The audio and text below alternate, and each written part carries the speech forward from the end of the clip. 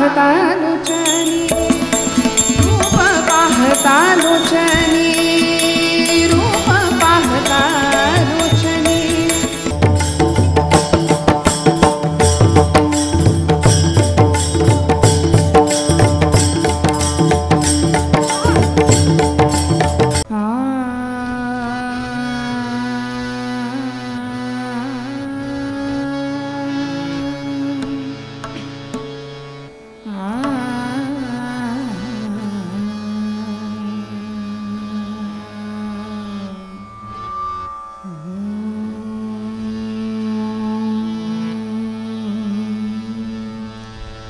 श्रीमन्महागणाधिपतये नमः। श्रीगुरुभ्यो नमः। श्रीसरस्वत्यै नमः। सजयति सिन्धुरवदनो देवो यत्पादपङ्कजस्मरणं वासरमणीरिव तमसा निराशिं नाशयति विघ्नानां। नारायणं नमस्कृत्य नरं चैव नरोत्तमं देवीं सरस्वतीं व्यासं ततो जयमुदीरयेत्। मूकं करोति वाचालं पङ्गुं लङ्घयते गिरिं यत्कृपातमहं वन्दे परमानन्दमाधवम्। समचरणसरोजं सान्द्रनीलाम्बुदाभं जघननिहितपाणिं मण्डनं मण्डनानां तरुणतुलसीमाला कन्धरं कञ्जनेत्रं सदयधवलहासं विठ्ठलं चिन्तयामि। योऽन्तः प्रविश्य मम वाचमिमां प्रसुप्तां सञ्जीवयत्यखिलशक्तिधरस्वधाम्ना। अन्यांश्च हस्तचरणश्रवणत्वगादीन् प्राणान्नमो भगवते पुरुषाय तुभ्यं। ब्रह्मानन्दं परमसुखदं केवलं ज्ञानमूर्तिं द्वन्द्वातीतं गगनसदृशं तत्त्वमस्यादिलक्ष्यम्।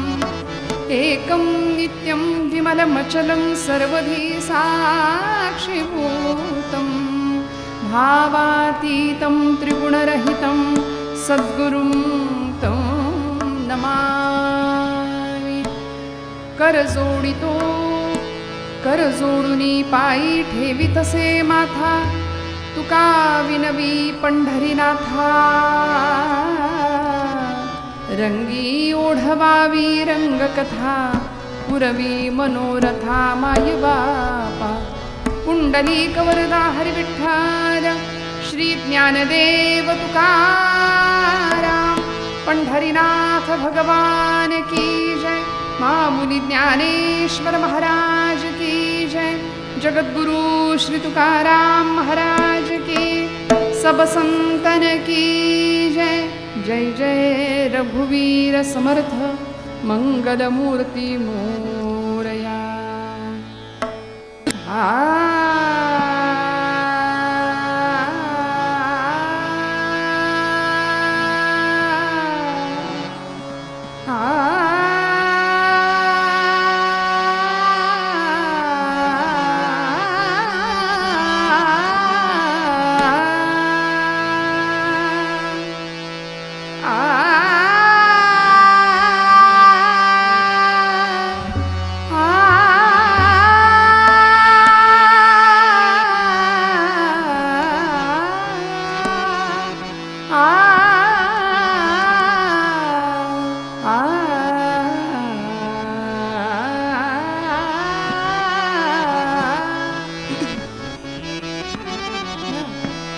हरि जय जय राम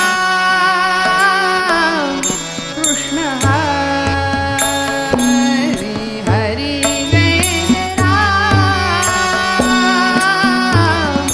कृष्ण हरि हरि जय राम।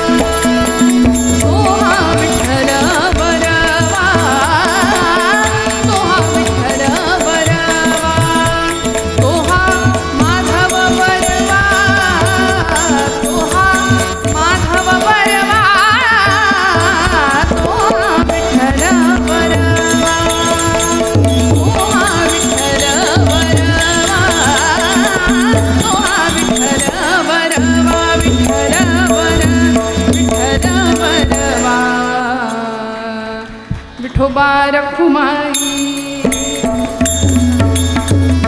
जय जय विठोबा रखुमाई.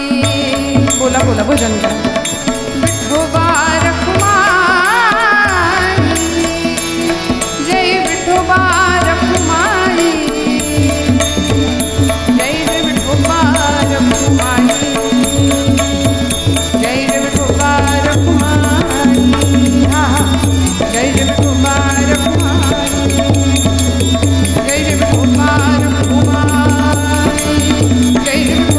रखुमाई, जय जय विठोबा रखुमाई, जय विठोबा रखुमाई, जय जय विठोबा रखुमाई.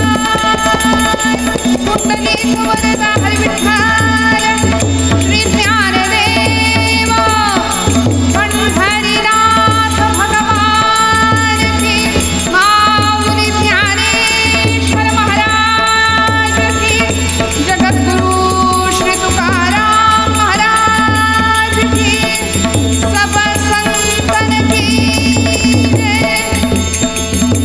जय रघुवीर समर्थ पान की. आपदामपहर्तारं दातारं सर्वसंपदां, लोकाभिरामं श्रीरामं भूयो भूयो नमाम्यहम्. परमेश्वर स्वरूप उपस्थित सर्व श्रोतृवृंदांच्या हृदयस्थ परमात्म्याला, उपस्थित सगळ्यांच्या हृदयस्थ परमात्म्याला मनापासून वंदन करते. आज कुंभार कुटुंबियांच्या या एकदिवसीय आणि नैमित्तिक कार्यक्रमामध्ये आपण सगळे आप्तेष्ट नातेवाईक अत्यंत संवेदनाशील अंतःकरणाने इथे उपस्थित आहात. कैलासवासी मारुती नाथा कुंभार यांच्या तृतीय पुण्यस्मरणाच्या निमित्ताने आपण सगळे इथे उपस्थित आहात. मनापासून उपस्थित सर्व वारकरी भाविक सांप्रदायिक भागवत भक्तांचे मनापासून आभार व्यक्त करते. कुंभार कुटुंबियांना मनापासून धन्यवाद देते. आपण मंडळी चेन्नई प्रांतामध्ये राहता, आपण या मातीशी नाळ आपली जोडली आहे, पण तरीसुद्धा एवढ्या लांब राहूनसुद्धा इथं येता, या मातीला आपण काहीतरी देणं लागतो म्हणून इथं द्यायचा प्रयत्न करता. आणि आपल्या वाडवडिलांचं स्मरण 1 नाही 2 नाही 3 वर्ष झाली तरीसुद्धा अव्याहतपणे हा कार्यक्रम आपण करताय. याच्यासाठी एकदा कुटुंबियांना मनापासून धन्यवाद देते, त्यांच्यासाठी कृतज्ञता भाव व्यक्त करते. कारण मी अजिबात तोंडदेखलं कौतुक नाही करत दादा. पुण्या मुंबईमध्ये असं विचारतात, श्राद्ध करावंच लागतं का? नाही केलं तर कुठं काय बिघडते? बिघडत काही नाही, पण आपला धर्म आहे, आपली संस्कृती आहे, आपलं अध्यात्मशास्त्र आहे आणि शास्त्रांनी आपल्याला दिलेले 16 संस्कार त्यापैकी हा असलेला एक संस्कार. पण आता पहिलं पुण्यस्मरण झाल्यानंतर सुद्धा आपल्या पितरांचं स्मरण करावं, पुण्यस्मरण करावं, त्यांच्या स्मृती ज्वलंत जागृत ठेवाव्या अतिशय आनंदाने आणि मोठ्या अंतःकरणाने. हे करायला मोठं अंतःकरण लागतं, हे करायला संस्कारांची शिदोरी लागते, ती कुटुंबियांकडे आहे. मी मनापासून आपल्या सगळ्या कुटुंबियातल्या वडीलधाऱ्या ज्येष्ठ श्रेष्ठ आणि आता नवीन पिढीला सुद्धा मनापासून धन्यवाद देते की अत्यंत संस्कृतीचा एक सुंदर असा आदर्श वारसा आपण त्यांच्यापुढे ठेवता आहात.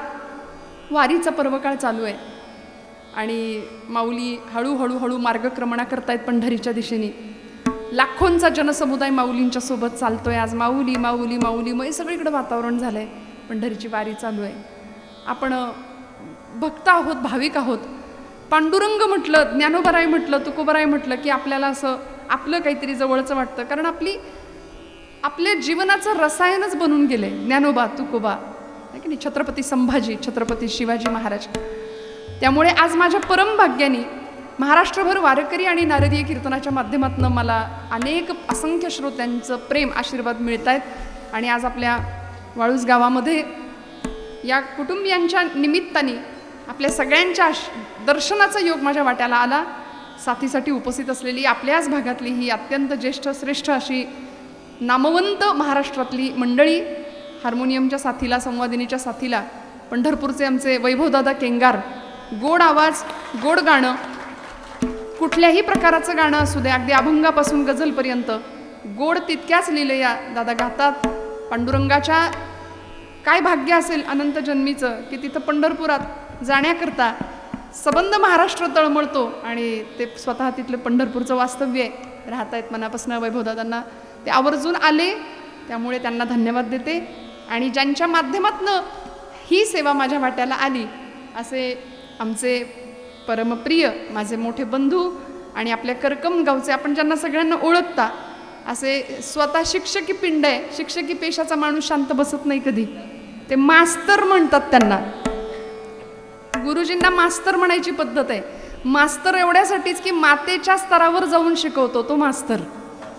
म्हणून प्राथमिक शिक्षकाला जास्त आदर आपल्या संस्कृतीत का दिला गेला, कारण जिल्हा परिषदेच्या शाळा आता जरी ओस पडल्या तरी सुद्धा इतकं नंदनवन फुलवण्याचं सामर्थ्य या व्यक्तिमत्वात आहे. म्हणून आज इतकं सुंदर कार्य चालू आहे आणि तितकीच नादब्रह्माची सुद्धा गोड सेवा दादा करतात.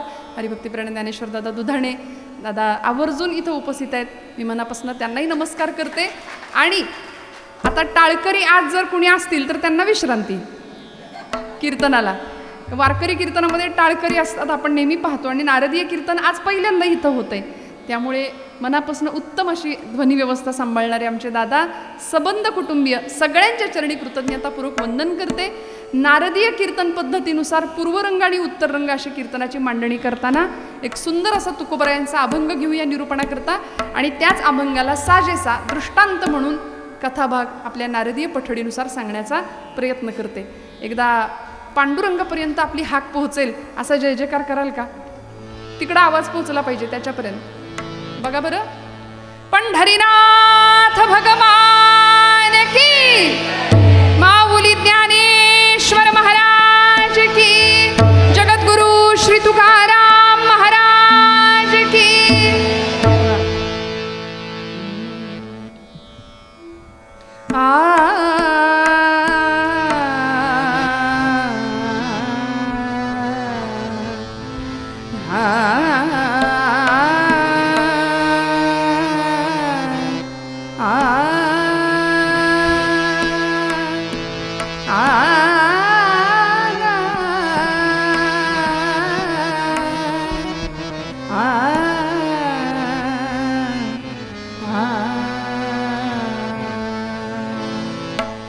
प्रेम सूत्र दोरी दोरी, प्रेम सूत्र दोरी दोरी, प्रेम सूत्र दोरी.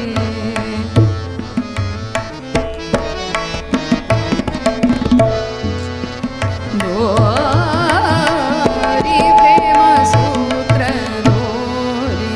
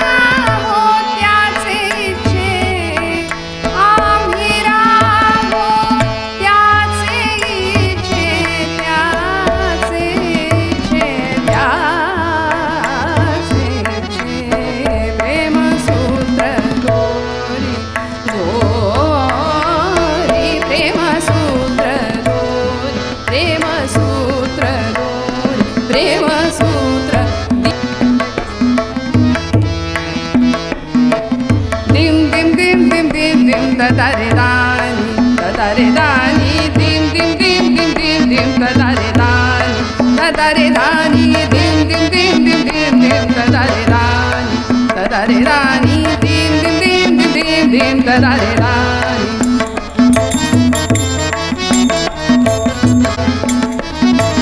dim dim dim dim dim dim तदा रे दानी dim dim dim dim dim dim तदा रे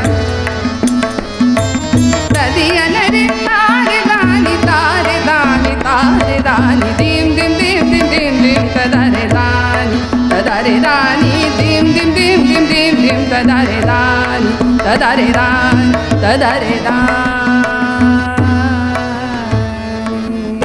पुंडलीक वरद हरी विठ्ठल श्री ज्ञानदेव पंढरीनाथ भगवान की जय।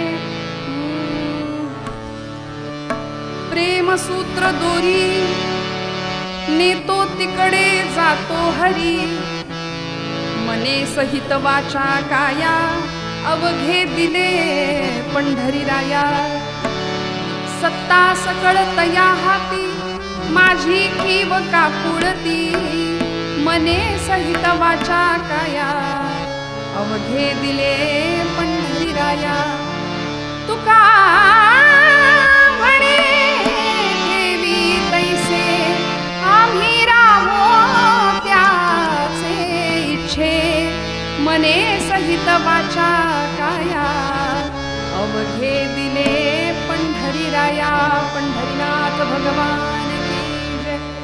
गोड अभंग आहे संत श्रेष्ठ श्री तुकोबारायांचा। वैराग्याचे मूर्तिमंत पुतळे, वैराग्य राग रसिक, भक्तीच्या साम्राज्याचे खऱ्या अर्थी धनी आणि सकल भागवत धर्माच्या कलशस्थानी शोभणारे आमचे तुकोबाराय। आणि अशा जगद्गुरु संत श्रेष्ठ तुकोबारायांनी भक्ती, ज्ञान आणि वैराग्य यांचं युती पर्व म्हणून आम्हाला गाथा दिली, तुकोबारायांची गाथा। संतश्रेष्ठ एकनाथ महाराजांचं भागवत आणि माझ्या ज्ञानोबारायांची ज्ञानेश्वरी, या तीन ग्रंथांनी वारकरी संप्रदाय प्रस्थानत्रयी या रूपाने या तीन ग्रंथांकडे पाहतो।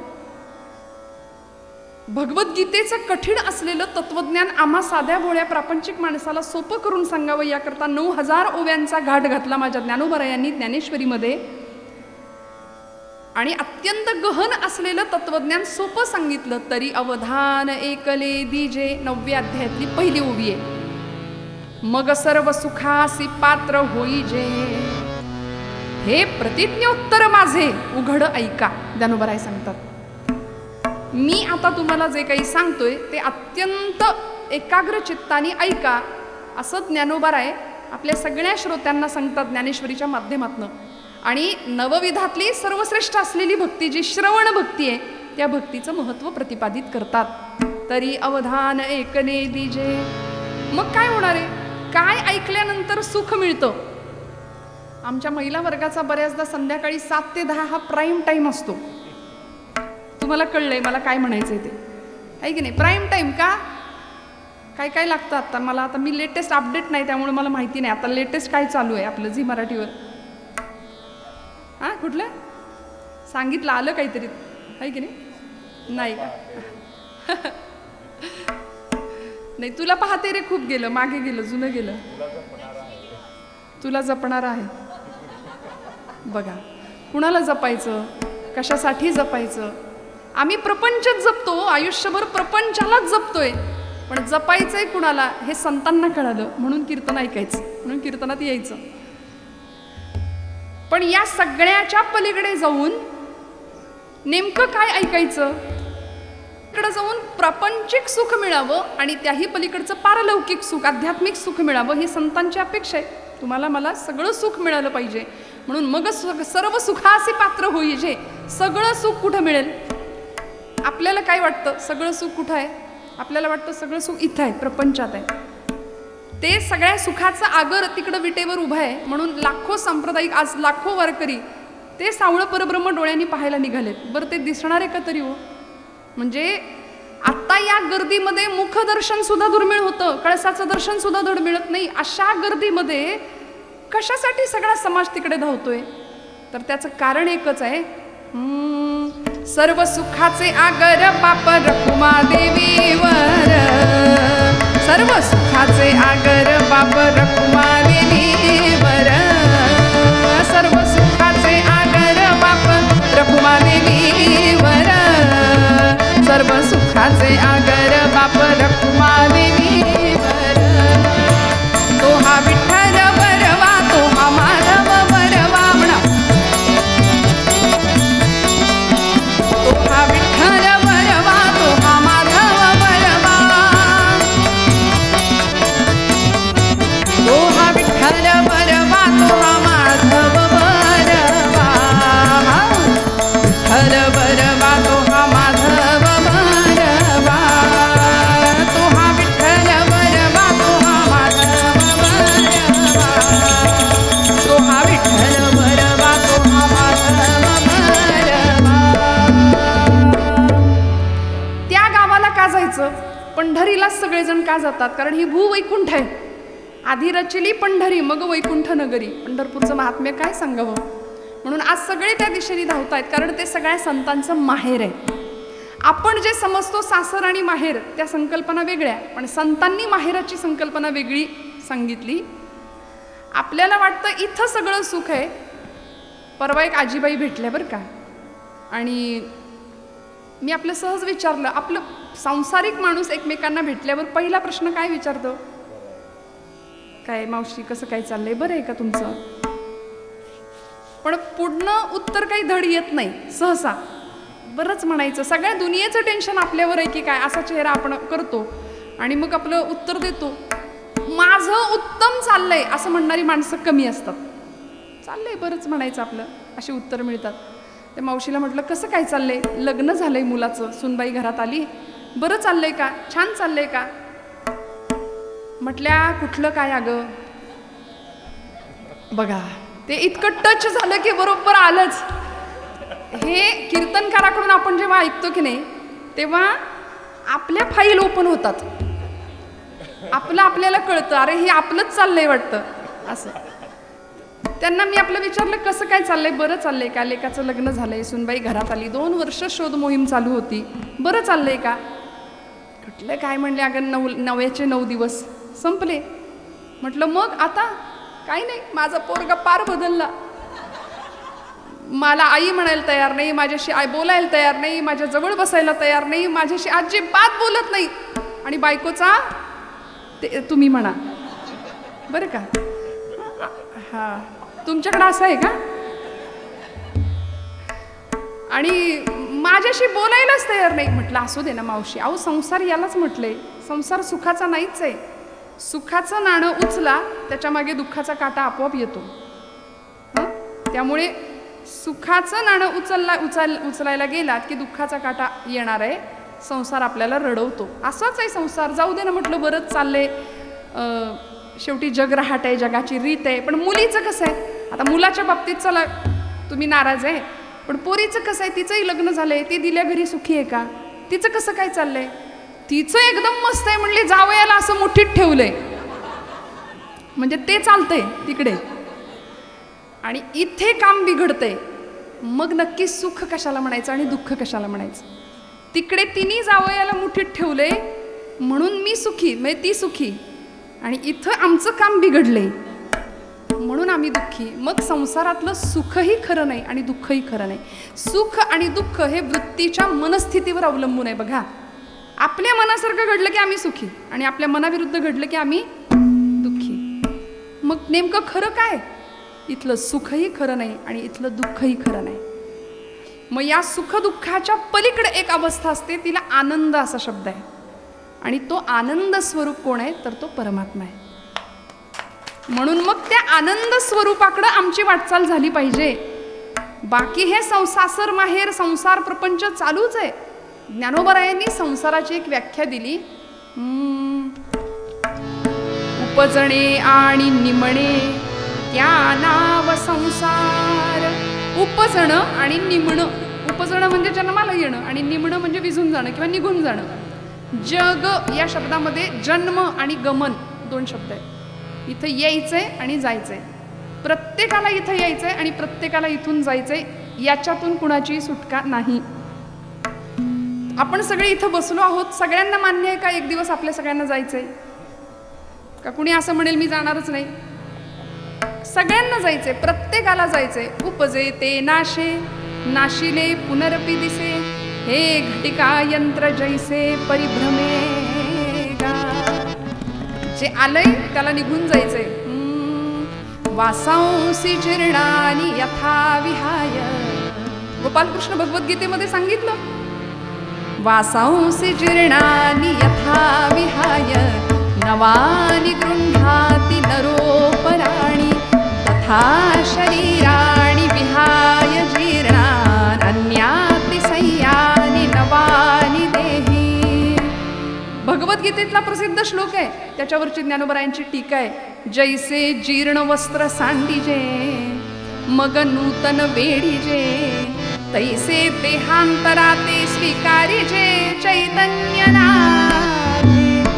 जुना कपडा बदलावा आणि नवीन कपडा घालावा, तसं हा देह, हा जीव नवीन देह धारण करतो आणि जुना देह टाकून देतो. हे भारतीय अध्यात्मशास्त्र आणि हा पुनर्जन्माचा सिद्धांत जो भगवद्गीता आम्हाला सांगते.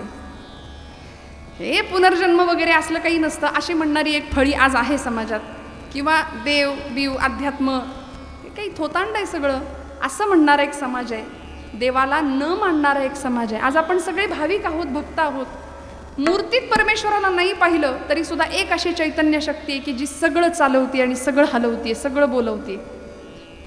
सगळ्या विश्वाची सत्ता ज्याच्या ताब्यात आहे असा परमात्म तत्व, चैतन्य शक्ती आज सगळीकडे आहे. प्रत्येक सृष्टीच्या कणाकणामध्ये ते चैतन्य आहे आणि ते चैतन्य तुम्हाला मला दिसत नाही, ते चैतन्य संतांनी ओळखले. या उपाधी माझी गुप्त चैतन्य असे सर्वत्र ते तत्वज्ञ संत जाणताती. संतांना ते चैतन्य कळलं, तुम्हाला मला कळत नाही, म्हणून आपण खोट्याला खरं समजून बसलो, खोट्या संसाराला खरं समजून बसलो आणि दुःखात पडलो. मग आम्ही दुःखी का? संसारी माणूस का दुःखी? आणि संतांकडे पाहिलं तर सुखाचं सगळं साम्राज्य ज्यांच्या चेहऱ्यावर आहे. माऊलींकडे पहा ना, ज्ञानोबरायांकडे काय आनंद. पाहिलं की आमचे डोळे भरून येतात, पाहिलं की अंतःकरण भरून येतं. माझी माऊली म्हणून आम्ही मिठी मारतो, माऊली माऊली माऊली. का? सगळ्या जगाची माय झाली. काय हेतू होता जीवनाचा? हेतू काय होता ज्ञानोबरायांच्या? कशा करता आले होते? माऊलींना विचारलं, ज्ञानोबराय तुम्ही कशा करता या जगामध्ये आलात? आता आपल्याला जर विचारलं तर आपण उत्तर देतो, कशा करता आलो आपण? कधीतरी विचारा ना स्वतःला, मी कशा करता आले इथं? हू आय एम. एक जण म्हणले, खाण्याकरता आम्ही जन्माला आलोय. म्हटलं मग खाता कशाला? जगण्याकरता. जगता कशाला? खाण्याकरता. याच्यातच चाललंय आमचं. या पलीकडे जाऊन माझ्या जीवनाचं काय प्रयोजन आहे? मी कशा करता जन्माला आलो याचा स्वतःला प्रश्न विचारावा. आणि ज्ञानोबरायांना विचारलं तर माऊली सांगतात, माझं जन्माला येण्याचं प्रयोजन आहे अवघाची संसार सुखाचा करीन, आनंदे भरीन तिन्ही लोक, जय जय वो शुद्धे उदारे प्रसिद्धे, अनवरत आनंदे वर्षतीये, आनंदाचे आवारू मांडू जगा. आणि मग मी हे काम करणार आहे इथं येऊन. आता ज्ञानोबरायांचं ध्येय ठरलंय, मला या जगात येऊन काय करायचंय. तुमचं माझं काय? आम्ही पहिला पै गाठी मारतो, पैसा सगळा सेविंगला जातो. जय जय रघुवीर समर्थ. आमच्या येण्याचं प्रयोजन एवढंच आहे, आम्ही इथे येतो, अगदी जपून जपून जपून काडी काडीने संसार जमवतो. पहिला पै गाठी मारून पैसा सगळा सेविंगला जातो. ना देशाचा, ना धर्माचा, ना देवाचा विचार. आणि मग एक दिवस हे सगळं जमून इथंच ठेवून निघून जातो. येताना काय आणलंय? काही नाही आणलं.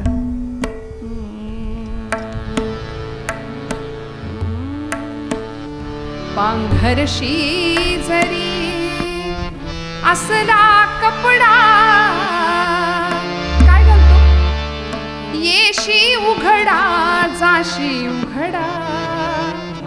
येताना काय आणलं? इथं आल्यावर रंगबिरंगी कपडे चढले अंगावर.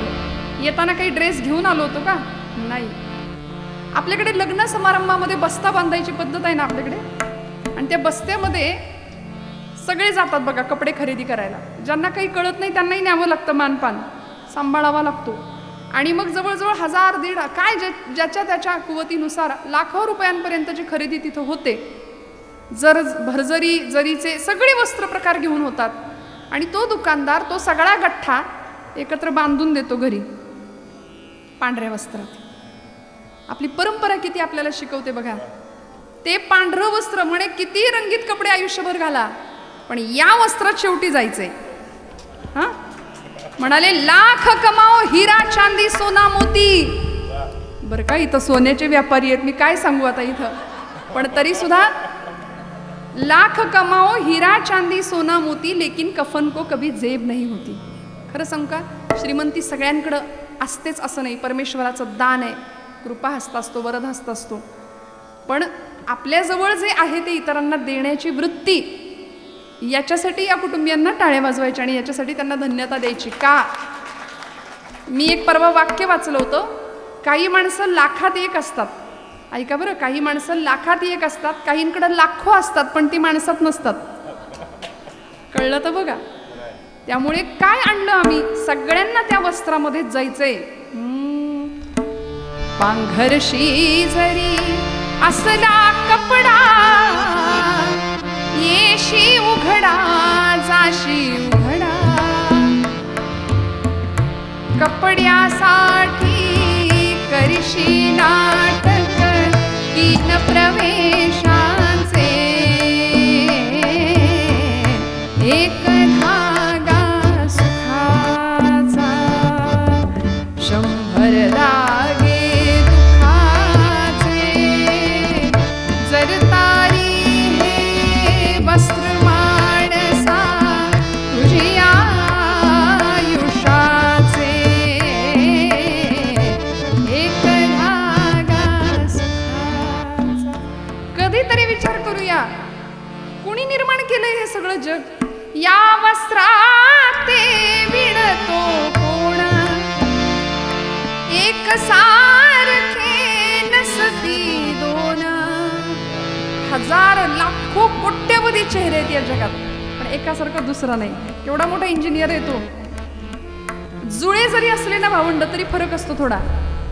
या वस्त्रात विणतो कोण, एक सारखे नसती दोन. कुणान कळले त्रिखंडात या, हात विणकऱ्याचे. एक धागा सुखाचा. ही जुनी गाणी आता ऐकायलाही मिळत नाहीत आणि काही नाही, आहे की नाही. आता आमच्या घरातलं 5-5 वर्षाचं पोरग सुद्धा वरातीमध्ये मस्त ताल धरतं. आम्हाला या गाण्यांशी किंवा या अर्थाशी काही घेणं देणं नाही.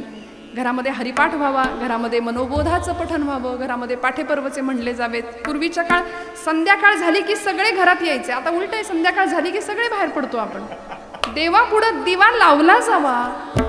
आमच्या जुन्या माता भगिनी लावतात. घरातल्या 5-6 वर्षाच्या 10 वर्षाच्या पोरीला सांगितलं की बाई ग म्हण शुभम करोती, चांगले केस बांध, कपाळाला एखादी छोटीशी टिकली लाव. लाव, काय बिघडतंय? तर ती 80 वर्षाच्या म्हाताऱ्या आजीला म्हणते, आजी तू गप, तुला काही कळत नाही, फॅशन आहे ही आमची. आणि ती असं बोलते तेव्हा आई वडिलांना आनंद वाटतो, आमचं बाळ किती गुणाचं आहे, किती हुशार आहे. असं नाही, शास्त्रकार सांगतात लालयेत 5 वर्षांनी 10 वर्षांनी ताडयेत. योग्य वेळी योग्य प्रकार शासन प्रकार केलाच पाहिजे, नाहीतर मग पुढे कठीण होऊन जातं. त्यामुळे इथं अध्यात्म, इथं संस्कार, इथं संस्कृती जपली जाते या धर्माच्या मंडपामध्ये. म्हणून 3 वर्ष झाले अव्याहतपणे आपण कीर्तन भजनाचे कार्यक्रम करताय. मी मनापासून आपल्याला पुन्हा पुन्हा धन्यवाद का देतेय, कारण सगळ्यांची ही बुद्धी होत नाही. याकरता अनंत जन्मोनी पुण्य होय, अनंत जन्माची पुण्याही पाठीशी असावी लागते, ती आपल्या पाठीशी निश्चित आहे. म्हणून आपण इथे आहोत. तुकोबराय म्हणतात परमेश्वराला काय द्यायचं, इथं आलेला जीव प्रत्येकाला जायचंय. मग भगवंताला जर बांधायचं झालं, भगवंताला जर जवळ करायचं झालं तर कशा माध्यमातून आपण बांधू शकतो, त्याचं उत्तर तुकोबराय या अभंगात देत आहेत पहिल्या चरणात. प्रेमसूत्र दोरी नेतो तिकडे जातो हरी, मने सहित वाचा काया अवघे दिले पंढरी राया. देवाला बांधायला शिकवलंय. संतांनी त्याला बांधलं, सज्जनांनी त्याला बांधलं साधूंना त्याला बांधता आलं, दुष्टांना त्याला नाही बांधता आलं. बघा, देवाला बांधण्याचा अनेकांनी प्रयत्न केला. कुणी कुणी केला? सगळ्यात पहिल्यांदा आमच्या यशोदा मातेनी केला होता गोकुळामध्ये देवाला बांधायचा प्रयत्न. उखळबंधनाची लीला केली आणि प्रत्येक वेळी 2 बोटं 2 दावं दोरी कमीच पडायची.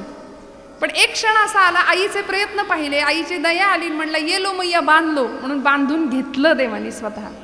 देव बांधून घेतो. यशोदेनी देवाला बांधलं. ज्या गोकुळामध्ये देव रमले, इतके रमले का हो? एकमेव कारण होतं त्याला, प्रेमसूत्र दोरी, प्रेमाचं नातं होतं देवाशी. आणि देव प्रेमाचा भुकेला आहे, थोर प्रेमाचा भुकेला हाची दुष्काळ तयाला. त्याला प्रेम कमी मिळतं. देव म्हणतात माझ्याकडे येणारे सगळे मुलखाचे व्यापारी आहेत, काहीतरी घेण्याच्या आणि मागण्याच्या निमित्ताने येतात ना. पंढरीनाथ भगवान की जय. माझ्याकडे येणारे सगळे व्यापारी आहेत, निष्काम भक्ती करणारे कमी आहेत. त्यामुळे गोकुळामध्ये भगवंत ज्यावेळी राहिले, 11 वर्ष 4.5 महिने देव गोकुळात राहिले होते. त्या गोकुळ सोडून जाताना काय अवस्था झाली होती हो गोपींची, यशोदेची काय अवस्था झाली होती. अक्रूर महाराज न्यायला आले होते आणि त्या गोपी अक्रूराला विचारायच्या, अक्रूरा आमच्या कृष्णाला न्यायला आलास का रे? आणि प्रत्येक गवळण यशोदा मातेच्या त्या नंदबाबांच्या वाड्याच्या अंगणात आली आहे. यशोदा गवळण म्हणती यशोदेला, कोठे गे सावळा, सांग सावळा कुठं आहे? कृष्ण परमात्मा कुठं आहे? का रथ शृंगारीला, सांगे गे मजला. एवढा रथ सजवून अक्रूर महाराज आलेत, सांग नेमकं चाललंय तरी काय? कृष्ण परमात्म्याला न्यायला आलेत का? एवढं कळलं मात्र. आणि यशोदेचं काय झालं असेल? ज्या आईला कळलं की हा माझा पुत्र आहे 11 वर्षापूर्वी, त्या आईला आज कळतंय की याची खरी आई मी नाही, याची खरी आई तिकडे आहे मथुरेमध्ये. काय यातना झाल्या असतील, काय अवस्था झाली असेल. म्हणून त्या आईसाठी भगवंत त्या गोकुळात रमले. ते मातृसुख भगवंतांनी अनुभवलं. सगळ्या गवळणी यशोदेला विचारतात या प्रसंगामध्ये, का रथ शृंगारीला, सांगे गे मजला. अक्रूर उभासे अंगणी, बाई गे साजणी, या नंदाचे अंगणी मिळाल्या गवळणी, या नंदाचे अंगणी मिळाल्या गवळणी, या नंदाचे अंगणी. रथी चढले वनमाळी, पहिला पाऊल भगवंतांनी ठेवला रथात. सगळ्या गवळणी अशा गडबडा लोळायला लागल्या गोकुळच्या मातीमध्ये, वृंदावनाच्या. आमच्या अंगावरून रथ नाही अक्रूरा, कृष्णाला नेऊ नाही जाणार. रथी चढले वनमाळी, आकांत गोकुळी, नयनीच्या उदकाने भिजली धरणी, या नंदाचे अंगणी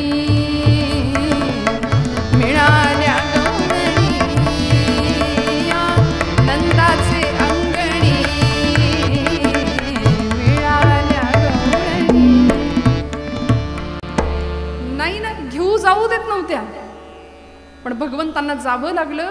त्या गवळणींकरता 9 लक्ष गायी ज्याच्या घरात आहेत, असा भगवंत अखिलकोट ब्रह्मांडाचा नायक एखाद्या गवळणीने म्हणावं, एक पाय नाचिव रे गोविंदा, मग तुला घोडभर ताक देते, लोण्याचा गोळा देते. आणि त्या घोडभर ताकासाठी हा अखिलकोट ब्रह्मांडाचा नायक एका पायावर नाचून दाखवायचा. हे प्रेम होतं. बांधला गेला देव. प्रेमसूत्र दोरी, नेतो तिकडे जातो हरी. अजून कोणी बांधला हो देवाला? देवाला आमच्या जनाबाईंनी बांधला. इतकं सुंदर बांधलं जनाबाईंनी. आणि असा भक्तीचा अधिकार होता.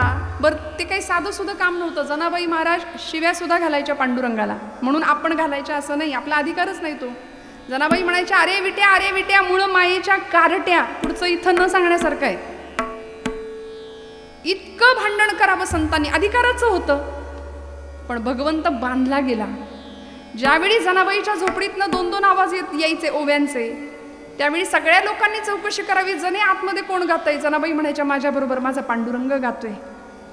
आणि पांडुरंग म्हणायचे अगं किती बांधशील मला तुझ्या भक्तिपाशा. तेव्हा जनाबाई म्हणायच्या आता जीवेनं सोडी तुला कसं बांधलो. आता आमच्या वाळूच्या महिला गाणार. धरीला पंढरीचा चोर धरीला गाणं.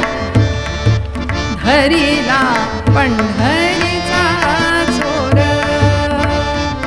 गळा बांधोनी या दोर गळा बांधोनी या दोर गळा बांधोनी या दोर गळा बांधोनी या दोर हो धरीला. वा वा.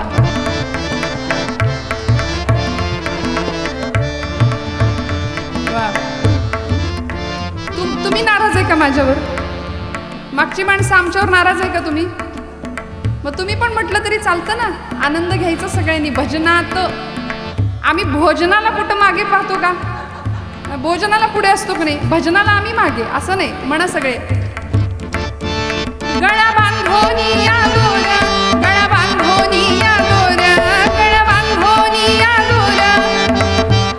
वा वा. धरीला. क्या बात है. वा वा. पंढरीचा चोर. वा. एकदा स्वतःसाठी टाळ्या वाजवा. छान वाटलं की नाही? खरं सांगा, असा आनंद आहे का प्रपंचात? खरं का? पण तरी सुद्धा माणूस घर बांधलं की गज वरती शिल्लक ठेवतो, पुढं मागं चढवू म्हणून. थांबायलाच तयार नाही हो प्रपंच. आम्हाला थांबवायला तयार नाही, थांबत नाही.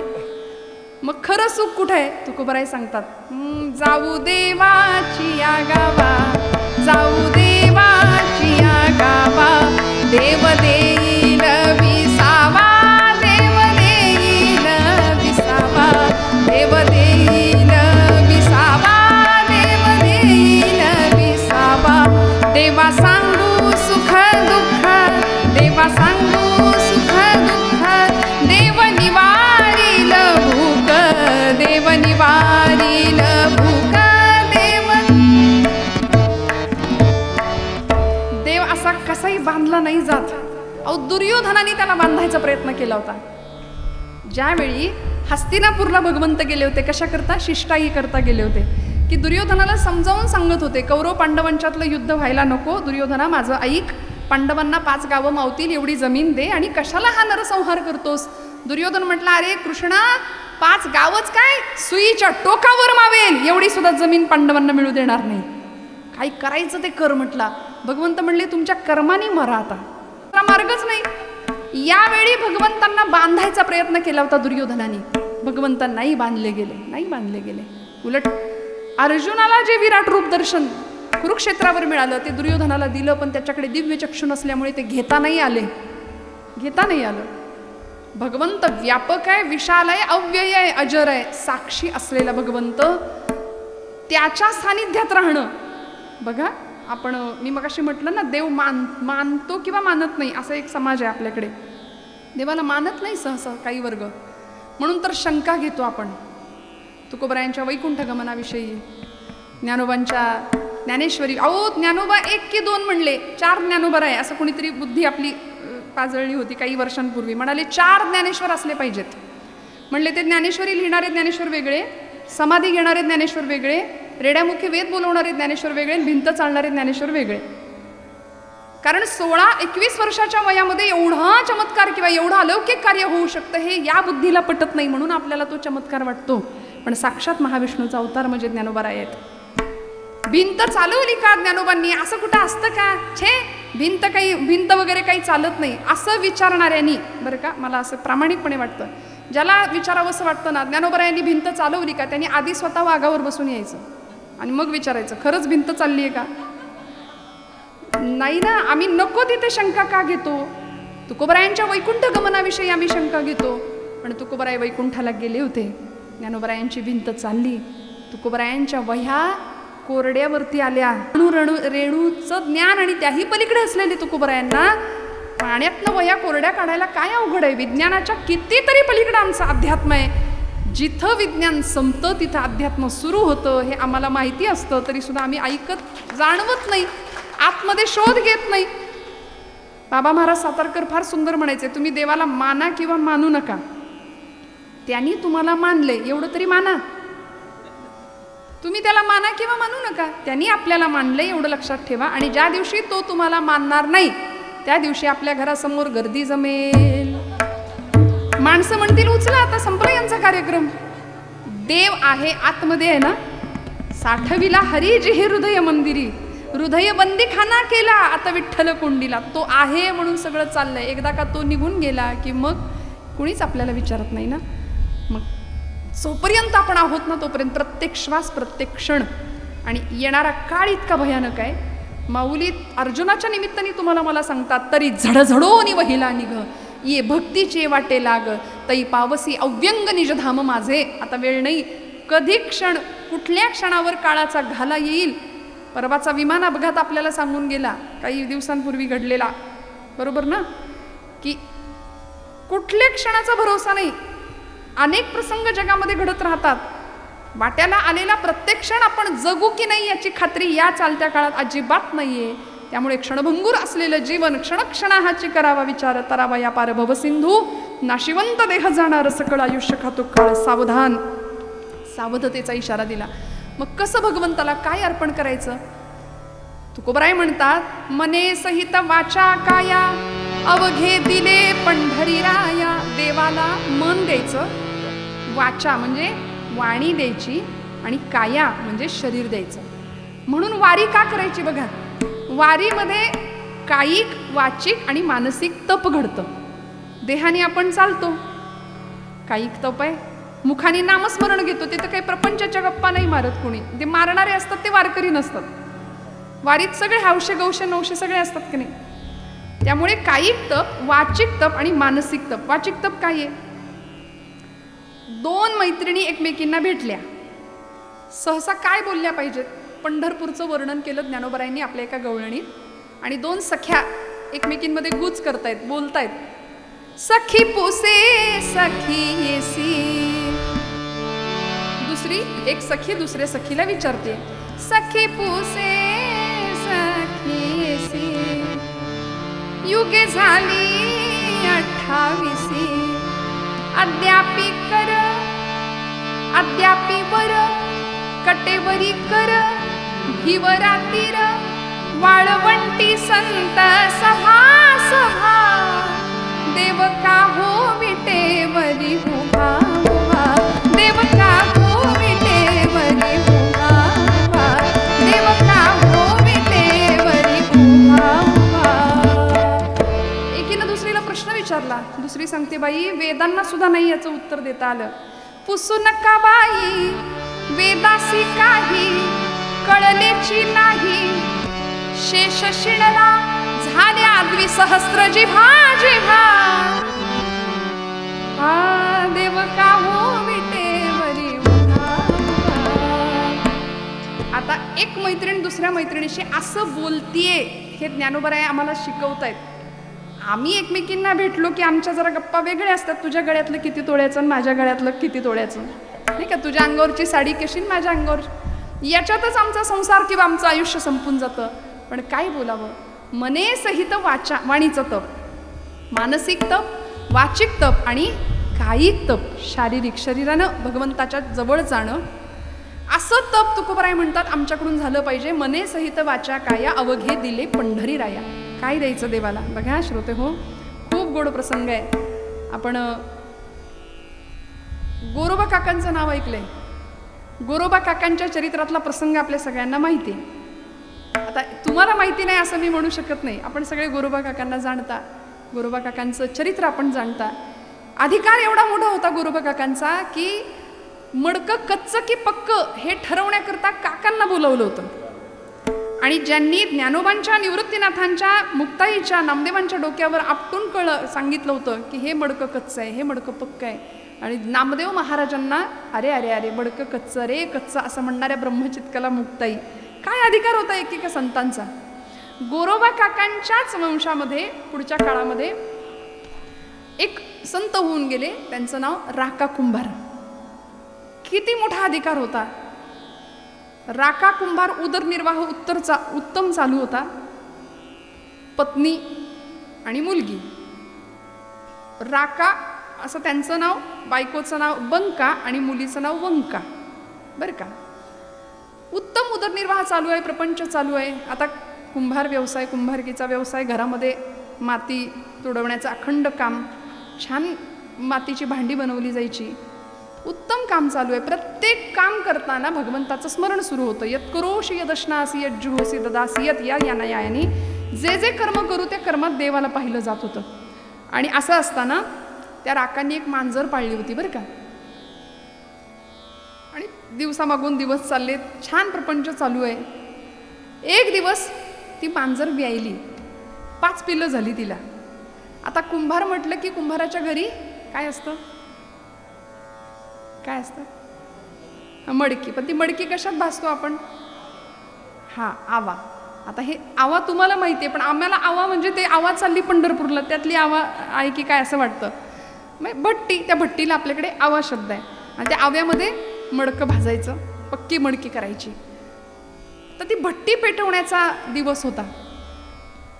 3 दिवस भट्टी पेटली जायची, मडकी चांगली भाजून बाहेर निघायची.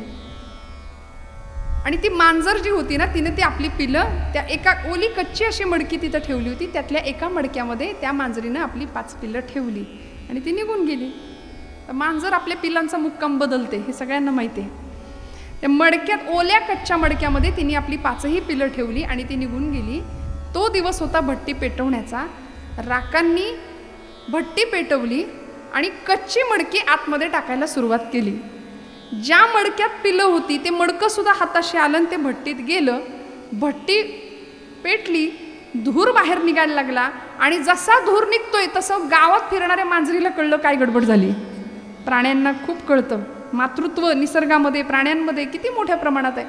त्या मांजरीनं धाव घेतली भट्टीच्या दिशेने आणि ती आगीत पडायला लागली, आगीच्या दिशेने धाव घ्यायला लागली.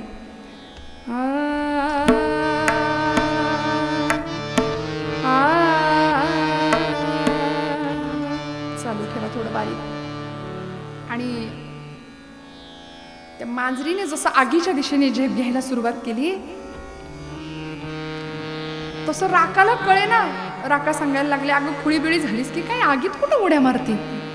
तिला असं बाजूला केलं तरी ती मांजर, कारण तिला माहिती होतं तिची लेकरं आहेत त्या एका मडक्यात, आई होती ना.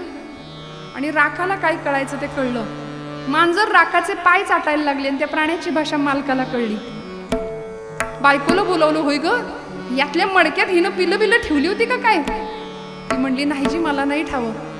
पोरीला बोलवलं, तुला माहितीये का. ती म्हणली बाबा मला बी नाही ठावं. राकांना कळालं. पांडुरंग परमात्म्याची करुणा भागली. म्हणाले पांडुरंगा काही कर, 3 दिवस ही भट्टी माझी विझणार नाही. 3 दिवस इथं अन्न पाण्याचा त्याग करून बसून राहीन, उपोषण करीन.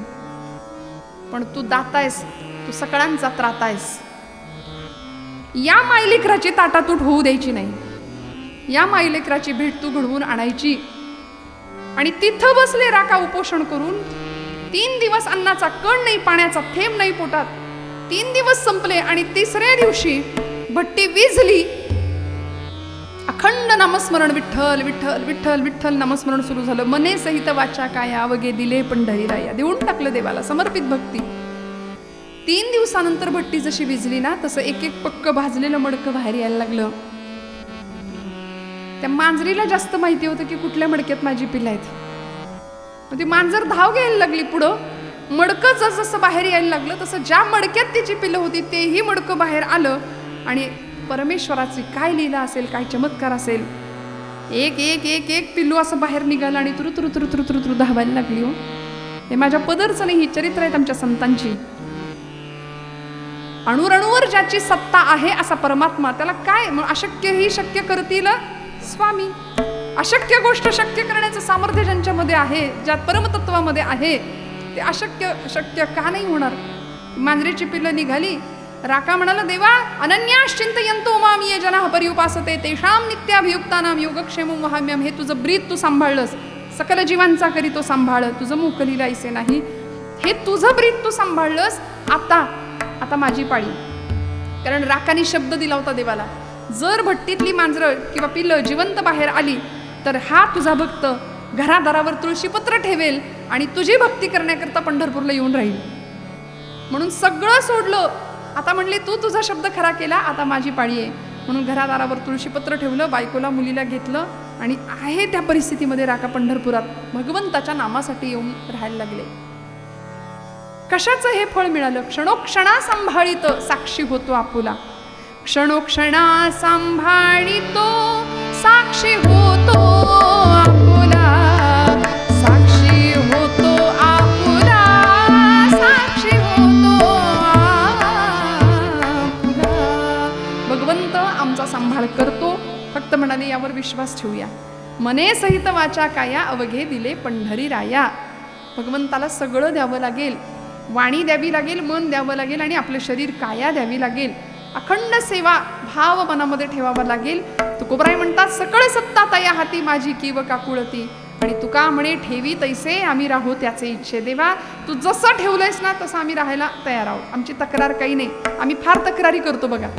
संतांनी तक्रारी नाही केल्या. तुकोबरायांच्या आयुष्यामध्ये काय होतं? 18 विश्वदारिद्र्य घरामध्ये होतं महाराजांच्या. प्रचंड सावकारी असलेलं एक काळचं घर. दुष्काळ आला दुर्गादेवीचा, 12 वर्ष महाराष्ट्रामध्ये चाललेला. सगळं लोकांना देऊन टाकलं, अन्न धान्य, कर्ज खतं होती ती इंद्रायणीच्या डोहात बुडवून टाकली. आणि रिकाम्या हाताने तुकोबराय पांडुरंग हरी वासुदेव हरी करत राहायचे. म्हणायचे, बरे झाले देवा निघाले दिवाळे, बरं झालं दिवाळं निघालं माझ्या संसाराचं. किती आनंद असेल. अहो, ज्या तुकोबरायांच्या घरामध्ये सकाळची वेळ, दुष्काळजन्य परिस्थिती देहूमध्ये, सगळ्या महाराष्ट्रामध्ये, आणि सकाळी सकाळी एक जख्ख म्हातारी तुकोबरायांच्या दारात येऊन उभी राहते आणि तुकोबराई तिच्याकडे पाहतात.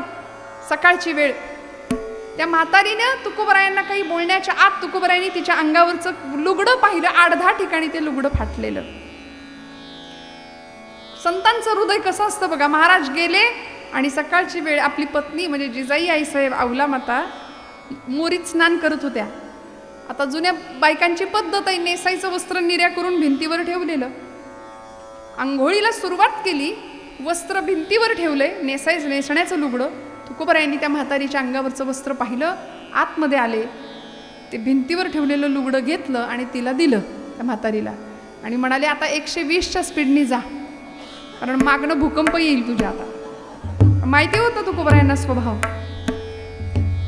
जिजाई आईसाहेबांनी ज्यावेळी स्नान आटोपल्यानंतर साडी नेसण्याकरता लुगड्याला हात लावला, हाताला काही लागलं नाही, डोळ्यातनं टचकन पाणी आलं आणि तुकोबरायांचा स्वभाव माहिती होता. साडी देऊन टाकली हे कळलं. तुकोबरायांना काही नाही म्हणाल्या, पांडुरंग परमात्म्याशी भांडण केलं असं वैर पक्क होतं ना आईसाहेबांचं.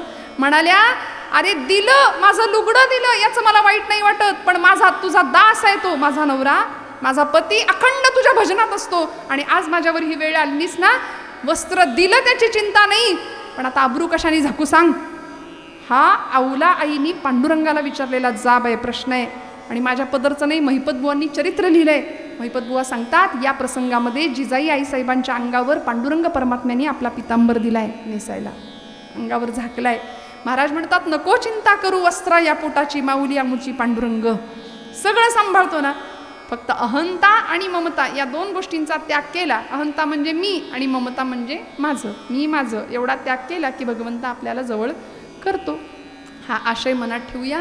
तुकोबराय हाच संदेश आम्हाला पूर्वरंगाच्या मूळपदात देतात आणि महाराज म्हणतात, देवाला बांधता येतं. कसं बांधता येतं? तर त्या प्रेमाच्या सूत्रांनी देवाला आम्हाला बांधता येईल.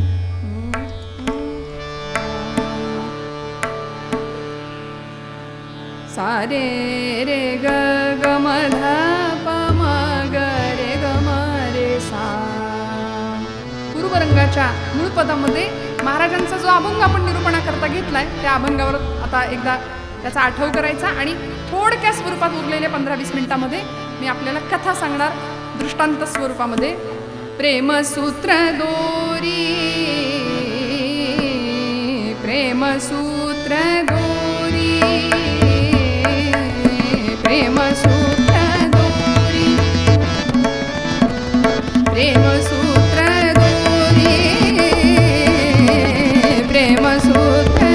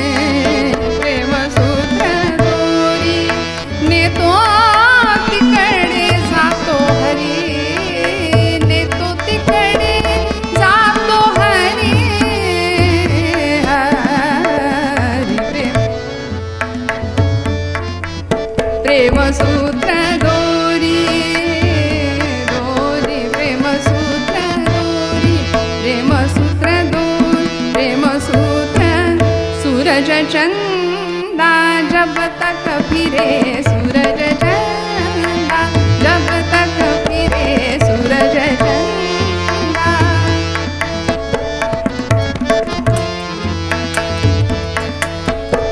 सूरज चंदा जब तक फिरे सूरज चंदा जब तक फिरे सूरज चंदा जब तक फिरे सबन तोरे नाम सुमिरन करे सूरज चंदा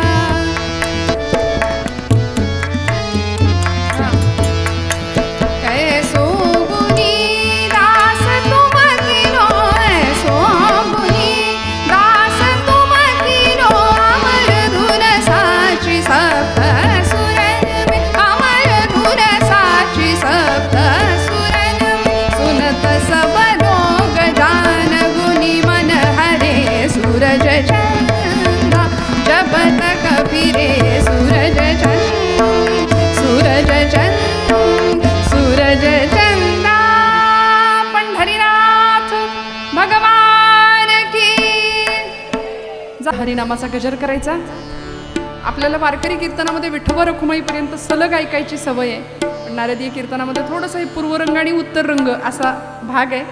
तसा आयुष्यातला आपल्याला पूर्वरंग फार आवडतो, आयुष्यातला पूर्वरंग आवडतो, उत्तर रंग आवडत. कारण एखादा केस लुकलुकला आहे की नाही. परवा आम्हीच्या कीर्तनामध्ये मी आपलं सहज म्हटलं मला जरा काळ्या केसांची अपेक्षा आहे. म्हणजे मला असं म्हणायचं होतं की तरुण मंडळी जरा कीर्तनाला पाहिजेत, सगळी वयोवृद्ध म्हातारे मंडळी नको. दुसऱ्या दिवशी सगळे लोक डाय करून आली होती. त्यामुळे असं नाही ना, आम्हाला उत्तर रंग आवडत नाही, कायम तरुण राहावं असं प्रत्येकाला वाटतं. आणि भजन आम्हाला तरुण बनवतं बरं का, कीर्तन आम्हाला तरुण ठेवतं, तरुणही ठेवतं आणि या भवसागरात धरूनही ठेवतं. सगळ्या पद्धतीने आम्हाला तारतं सांगायचा प्रयत्न करते. उरलेल्या वेळामध्ये एकदा भजन करायचं, गोड हाताने टाळी मुखाने गोड आवाजामध्ये नामस्मरण. रंग रंग पांडुरंग रंग विठ्ठला रंग विठ्ठला, टाळी हातवर म्हणा सगळे. रंग विठ्ठला रंग रंग पांडुरंग रंग विठ्ठला रंग विठ्ठला. बोला सगळे. रंग विठ्ठला रुक्मिणी समेता पंढरीनाथा भक्ती रंग विठ्ठला पांडुरंग विठ्ठला. ओम विठ्ठला ओम विठ्ठला ओम विठ्ठला ओम विठ्ठला. रंग रंग पांडुरंग रंग विठ्ठला रंग विठ्ठला रंग रंग पांडुरंग रंग विठ्ठला रंग विठ्ठला. पंढरीनाथ भगवान की. नरसी बामणी नावाचं गाव आज हिंगोली तालुक्यामध्ये असलेलं ते गाव आहे. आणि त्या गावामध्ये गोणाई माता आपल्या पतीला सांगते, धनी पंढरपूरला मला जायचंय, मला पंढरपूरला जायचंय. दामा शेट्टी सांगतायत, गोणाई अगं या अवस्थेमध्ये तुला पंढरपूरचा प्रवास झेपणार नाही, घाई करू नकोस, हट्ट करू नकोस, ते काय बी मला ठाऊ नाही, मला पंढरपूरला जायचं म्हणजे जायचं, मी या पंढरीला जाणार. आणि आता सारखा नव्हता हो प्रवास. पूर्वीचा प्रवास मजल दर मजल बैलगाडीने प्रवास करायचा. नरसी बामणी ते पंढरपूर एवढा मोठा प्रवास कसा झेपणार. पण या जगामध्ये 3 हट्ट प्रसिद्ध आहेत. पहिला हट्ट आहे बालहट्ट, दुसरा राजहट्ट. हा, तुम्ही दुसरा स्त्री हट्ट सांगून टाकला. हे अनुभवाचे बोल असतात बघा. बालहट्ट, राजहट्ट आणि वा वा, ते तुम्हाला सगळ्यांना माहिती आहे. म्हणाले तिथं किती माणूस घट्ट असला तरी तिथं काही कोणाचं चालत नाही. त्यामुळे गोणाई माता आपल्या पतिदेवांना सांगते, मला काही बी ठावं नाही, मला पंढरपूरला जायचं म्हणजे जायचं. दामा शेट्टी म्हणले, चला ठीक आहे. सकाळी दुसऱ्या पहाटे बैलगाडी जुंपली आणि निघाले. मजल दर मजल करत प्रवास सुरू झाला. प्रवासामध्ये अखंड पांडुरंग परमात्म्याचं चिंतन. आणि पंढरपूरमध्ये जशा या बैलगाड्या पोहोचल्या, असं बैलगाडीतनं खाली उतरल्या, पांडुरंग परमात्म्याच्या कळसाचं दर्शन केलं, चंद्रभागेचं स्नान झालं, पदधूळ मस्तकाला लावली. संतांच्या महापुरुषांच्या पदस्पर्शाने पुनीत झालेली पंढरीची धूळ मस्तकाला लावली. आणि वर्णन केले नामदेव महाराजांनीच आपल्या अभंगामध्ये की का पंढरपूर श्रेष्ठ, का पंढरीला जायचं.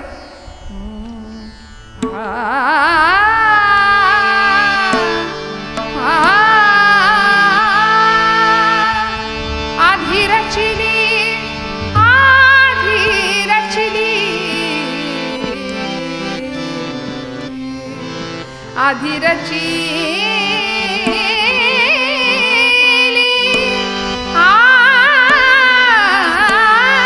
आधी रचिली, आधी रचिली, आधी रचिली, आधी रचिली पंढरी मग वैकुंठ नगरी, नगरी मग वैकुंठ नगरी, नगरी मग वैकुंठ नगरी. जेव्हा नभते चराचर हो, जेव्हा नभते चराचर, तेव्हा होते पंढरपूर, तेव्हा होते पंढरपूर, तेव्हा होते पंढरपूर, तेव्हा होते पंढरपूर मग वैकुंठ नगरी, नगरी मग वैकुंठ नगरी, नगरी मग वैकुंठ नगरी.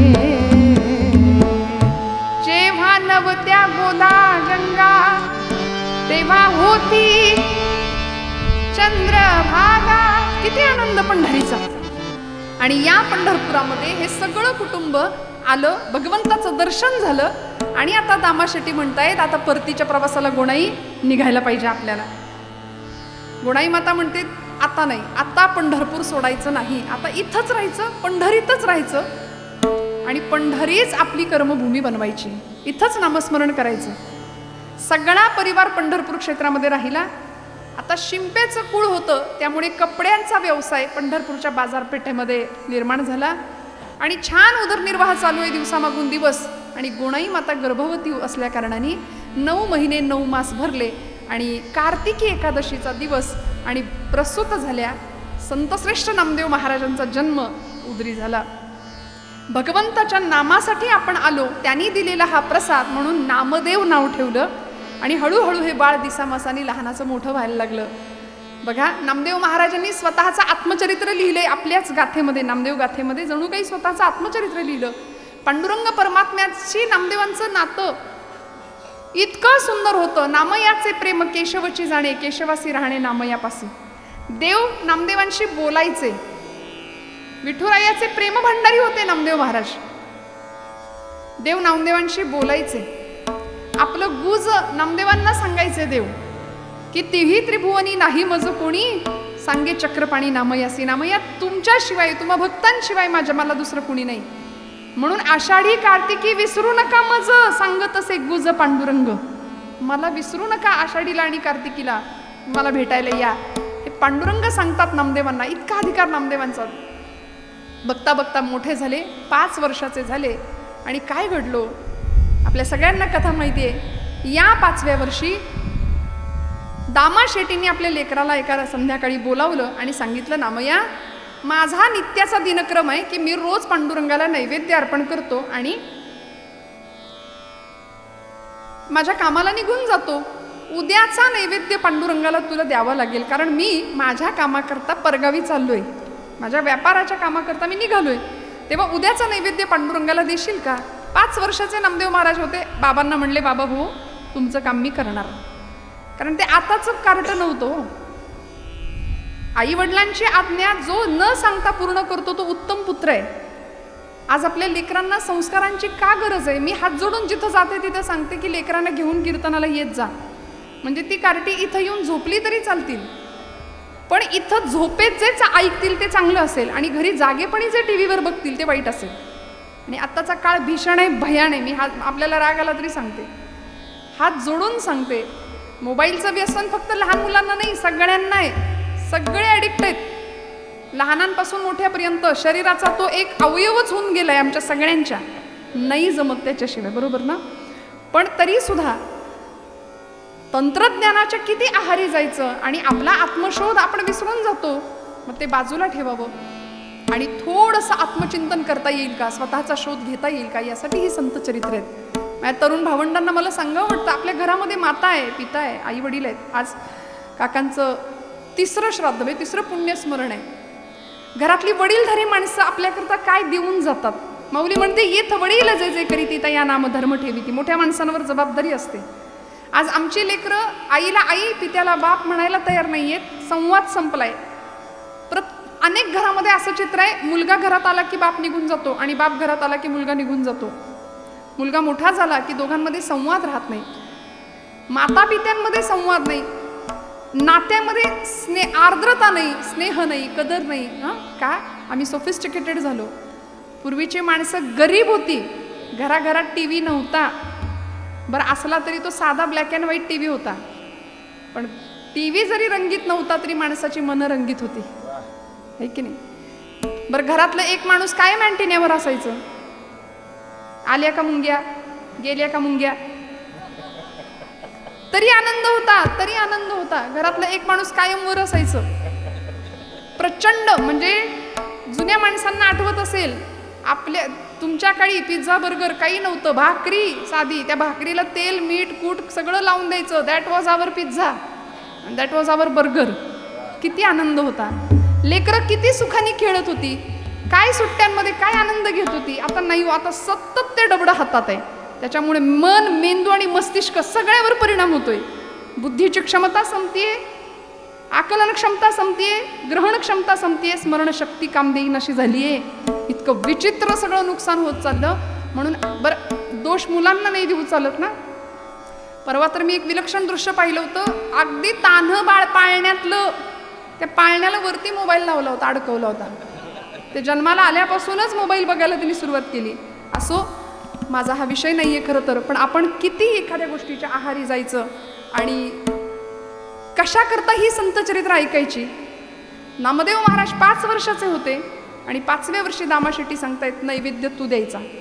आपण सगळे नैवेद्य देतो, देवाला नैवेद्य दाखवतो, लगेच काढून घेतो. खाल्लं बिल्लं तर करायचं काही देवानी, पण समर्पण हा भाव होता संतांचा. आपण समर्पित भावाने नैवेद्य अर्पण नाही करत. शंकराचार्यांना एकाने विचारलं होतं की देवाला नैवेद्य का अर्पण करायचा असतो? बरं तोच आपण खातो ना, मग द्यायचा कशाला? तर त्यामागे एकच भाव आहे की पेड्याचा पुडा बघा आपण देवळात नेतो, तो नेण्याच्या आधी काय असतात? ते पेढे असतात. देवाला अर्पण करून परत माघारी येतो त्यावेळी तो काय होतो? तो प्रसाद होतो. तसं अन्न भगवंताला समर्पित करायचं. हे तुझं आहे, तू दिलंय म्हणून मी सेवन करतो, ही कृतज्ञता ठेवायची. आणि मग ते जेवण नाही राहत, तो काय होतो? प्रसाद होतो. आणि प्रसाद असतो प्रसन्नता. ही भारतीय संस्कृती. प्रसादाचं सेवन केल्यानंतर अन्नात जायते बुद्धी, आमची बुद्धी तशी घडते, आमचा आचार विचार तसा घडतो. म्हणून आजपासून मी एक तुम्हाला अगदी विनंतीपूर्वक सूचना करते की जेवणाला जेवण म्हणू नका. जेवलात का? काही माणसं म्हणतात गिळलं का आज? इतकं वाईट बोलण्यापेक्षा म्हणा ना प्रसाद घेतला का आज? अन्न आहे ना, अन्न हे पूर्ण ब्रह्म आहे. चला प्रसादाला, घेताय का प्रसाद? प्रसाद घेतला का आज? कारण देवाला दाखवल्यानंतर ते अन्न नाही राहत, तो प्रसाद बनतो. त्यामुळे अन्न नैवेद्य, दामाशेट्टींचा नियम होता नैवेद्य अर्पण करायचा, त्याशिवाय अन्न ग्रहण करायचं नाही. आणि दुसऱ्या दिवशी पहाटे वडिलांनी सांगितल्याप्रमाणे नामदेव महाराज उठले. किती वर्षाचे होते? 5 वर्षाचे. पहाटे उठले आणि आईच्या मागे लागले, आई लवकर जेवायला तयार कर, मला पांडुरंगाला नैवेद्य अर्पण करायचंय. गुणाई माता म्हणते, अरे उठल्या उठल्या देव जेवतो का कुठे? पहाट अजून उजडू दे, मग माध्यान्हीच्या वेळी मी तुला ताट बनवून देईन, मग जा. कशी बशी दुपार झाली, वेळ काढला, भूक लागलेली प्रचंड, पण देव जेवल्याशिवाय आपण जेवायचं नाही. हा दामाशेट्टींचा हट्ट होता. नामया लक्षात ठेव, देव जेवल्याशिवाय आपण जेवायचं नाही. एवढंच लक्षात ठेवलं आणि नामदेव महाराज भर दुपारी वाध्यान्नीला जेवणाचं ताट घेऊन निघाले. पांडुरंगाच्या त्या राऊळामध्ये आले. पांडुरंगासमोर ताट ठेवलं. 5 मिनिटात संपवणार आहे, काळजी करू नका. खूप डिस्टर्बन्स मला आहे आता, पण झालं, संपलं. 5व्या मिनिटात मी कीर्तन संपवणार आहे. ताट ठेवलं, पाणी फिरवलं आणि भगवंताला सांगितलं, करा सुरुवात देवा. आता एवढ्या अर्जवानी देव जेवतो का? आपल्याकडून जेवलाय कधी? जेवलाय कधी तुमच्याकडून? देव जेवत नाही म्हटल्यानंतर 5 वर्षाचे नामदेव महाराज देवाला सांगतायत, देवा अरे जेवणार रे बाबा, तुला नैवेद्य द्यायचा, बाबांनी सांगितलंय देव जेवल्याशिवाय आपण जेवायचं नाही. मी लवकर उठलोय, मला भूक लागली रे, जेवणार रे पांडुरंगा. शाण ऐक नाही माझं बाळ, आई आपल्याला करते ते सगळं तिथं चाललं होतं. पांडुरंगा शाण ऐक नाही तू, जेव बरं जेव बरं. तरी देव जेवे ना. एक क्षण असा आला, पांडुरंगा आता जर जेवला नाहीस ना, इथं मला भूक लागलीये, चुलीतलं जळकं लाकूड घेऊन येईन, पटकन जेवण करून मोकळा हो. तरी पांडुरंग जेवेना. सगळे उपाय झाले, बराच वेळ झाला, भूक लागून गेली. 5 वर्षाचं लेकरू. पांडुरंग परमात्म्याला सांगितलं, पांडुरंगा आता तू जेवला नाहीस तर बाबा येतील, बाबा मला विचारतील देव जेवला का? आणि तू जेवला नाहीस मग बाबा मला मारतील, त्यापेक्षा इथं तुझ्या पायरीवर डोकं आपटून जीव देतो, पण जेव. म्हणून पायरीवर डोकं आपटणार. एवढ्यात डोक्याला लागलं नाही, गाभाऱ्यातनं आवाज आला. डोक्याखाली जणू काही मौसर हात लागला आणि गाभाऱ्यातनं आवाज आला, नामदेवा दगडाचा देव कधी जेवतो का रे? नामदेव महाराज हुशार, म्हणाले, दगडाचा देव कधी बोलतो का रे? बोललास, चाटून पुसून स्वच्छ कर म्हणाले. सगळं ताट चाटून पुसून देवाला स्वच्छ करायला लावलं नामदेव महाराजांनी. ही 5 वर्षाची ताकद होती, ही सिद्धी होती. देव येत नाही असं नाही, देव येतो, आपण त्याला बोलवत नाही, आपण लेकरू होत नाही, आपण हट्ट करत नाही, आपण आर्त स्वरांनी त्याला बोलवत नाही, आर्त स्वरांनी त्याला बोलवत नाही. चमत्कार तेव्हाच घडतात जेव्हा आमच्या मनातला श्रद्धाभाव दृढ असतो. देव कधीही चमत्कार दाखवत नाही. आमचा विश्वास नसेल ना तर भगवंत म्हणतात, इथे भवसागरात गटांगळ्या खाऊन मरा. पण तुम्ही विश्वासाने त्याच्या पायाशी गेलात तर माझ्यावर विश्वास ठेवा. अंतःकरण शुद्ध आणि नीतियुक्त जर आपलं आचरण असेल ना तर परमेश्वर काटा सुद्धा टोचून न देण्याची जबाबदारी घेतो, सांभाळतो परमेश्वर. फक्त आपली नीती आणि आचरण बस. जग काय पाहते याकडे लक्ष नाही द्यायचं, तो पाहतोय. किती खरे किती खोटे हे जगाने सांगण्यापेक्षा त्याच्याशी प्रामाणिक राहावं, बस. आमचं जीवन उद्धाराला गेल्याशिवाय राहणार नाही. नामदेव महाराजांचं सगळं जेवणाचं ताट रिकामं केलं आणि पांडुरंग परमात्म्याला निरोप देऊन घरी आले. आईला सांगितलं, आई अगं किती नखरे लावले होते, 12 वाजले तरी जेवायला तयार नाही, तर मला भूक लागून गेली आणि लवकर आई आता मला जेवायला दे. गुणाई मातेने नैवेद्याचं ताट पाहिलं आणि संतापल्या, नाम्या कार्ट्या संपवून आलायस तिथं आणि म्हणतोस भूक लागली. अगं आई खरंच नाही मी खाल्लं. मग कोणी खाल्लं? अगं ज्याच्यासाठी दिलं होतंस त्यांनी खाल्लंय. नाम्या खरं सांग, कोणी संपवलंय? नैवेद्य कोणी ग्रहण केला? अगं आई देव जेवला. नाम्या खोटं कधीपासून बोलायला लागला. आई अगं खोटं कसं बोलायचं ते माहिती नाही मला. आई खरंच नाही मी जेवलो. आई देव जेवला ग. गुणाई माता सांगतायत, नामया देव जेवला. कुणी बघितलं रे? कुणी कशाला बघायला पाहिजे? मी बघितलं, मी पाहिलंय. या डोळ्यानी मी ग पाहिला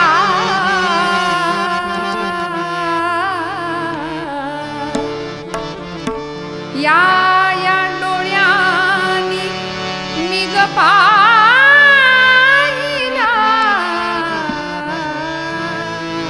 आई मी बघितलाय. आई देव कसा जेवला सांगतो.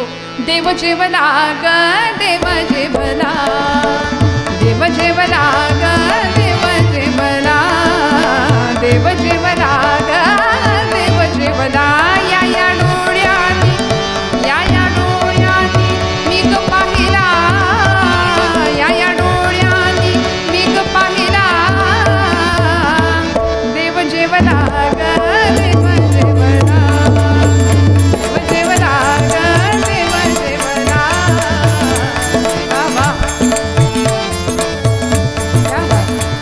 कसा जेवला आई. ओरपली ग त्यानं खीर, खीर दिली होती ना, ओरपून ओरपून खात होता बर का. ओरपली ग ओरपली ग त्यानं खीर, तोंडी लाविली कोशिंबीर. भुरका आमटीचा भुरका साराचा मारियला ग. भुरका मारतो ना आपण, क्या बात. भुरका साराचा मारियला ग. देव जेवला ग देव जेवला, देव जेवला ग देव जेवला, देव जेवला ग देव जेवला.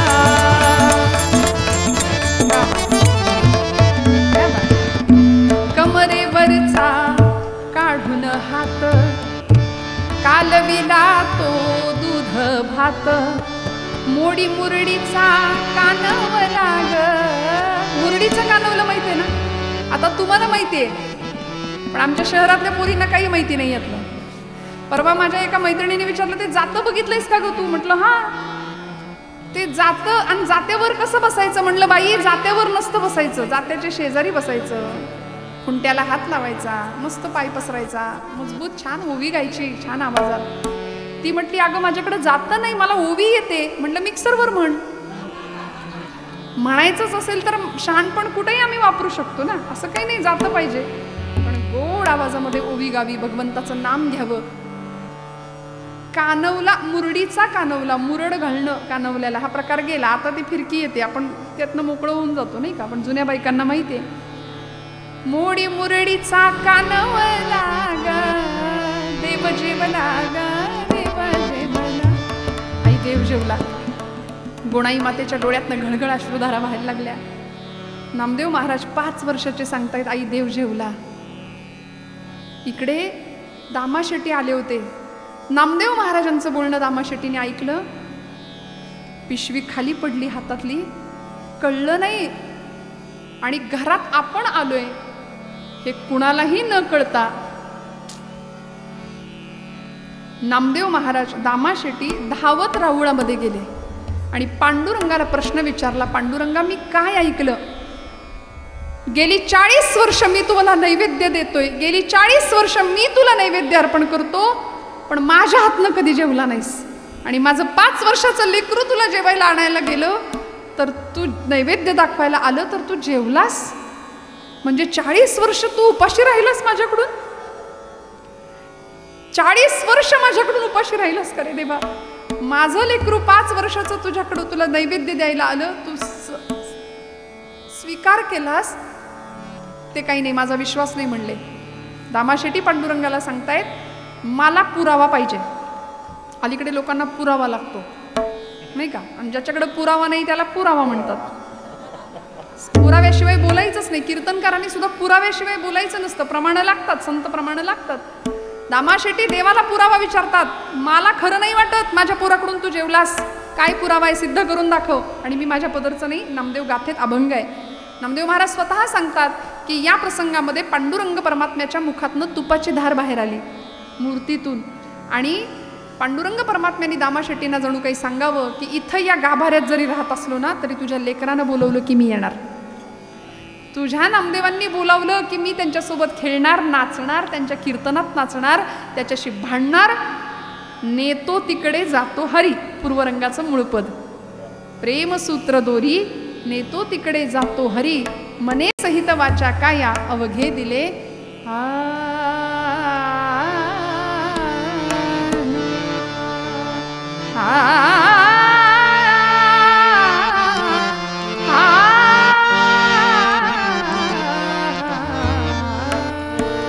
घ्या वाटायला घ्या. फुलं वाटायची आहेत का?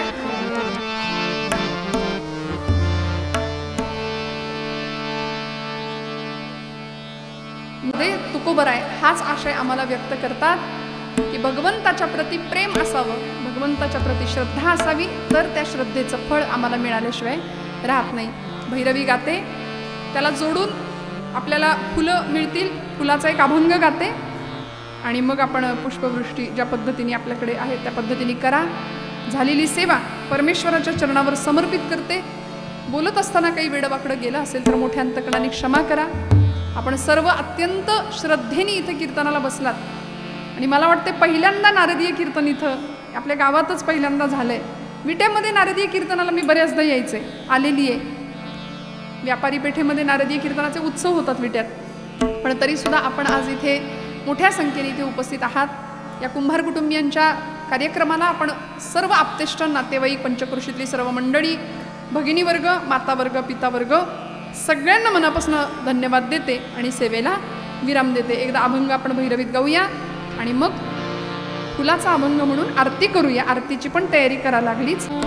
प्रेम सूत्र दोरी, प्रेम सूत्र दोरी, प्रेम सूत्र दोरी,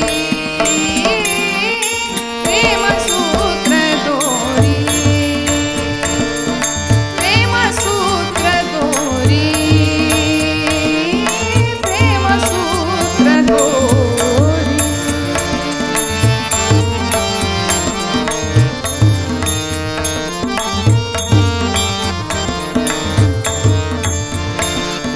नेतो तिकडे जातो हरी, नेतो तिकडे जातो हरी, जातो हरी. हो मने सहित वाचा काया, मने सहित वाचा काया, मने सहित वाचा काया, मने सहित वाचा काया. अवघे दिले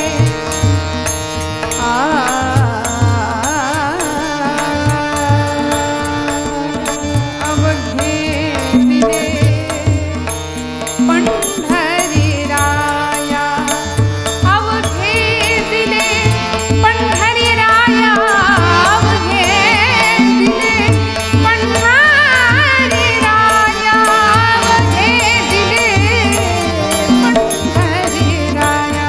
हो मने सहित वाचा काया, मने सहित वाचा काया, मने सहित वाचा काया, मने सहित वाचा काया.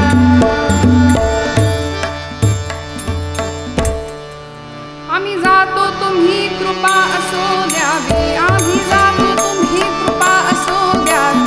सकळा सांगावी विनंती माझी, सकळा सांगावी विनंती माझी.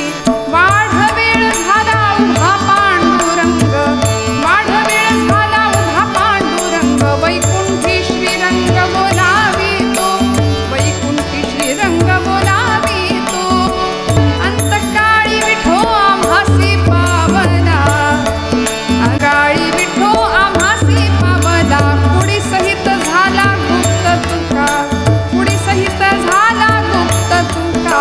वाढ वेळ झाला उभा पांडुरंग, वाढ वेळ झाला उभा पांडुरंग. वैकुंठा श्रीरंग बोलावे तो, वैकुंठा श्रीरंग बोलावे तो.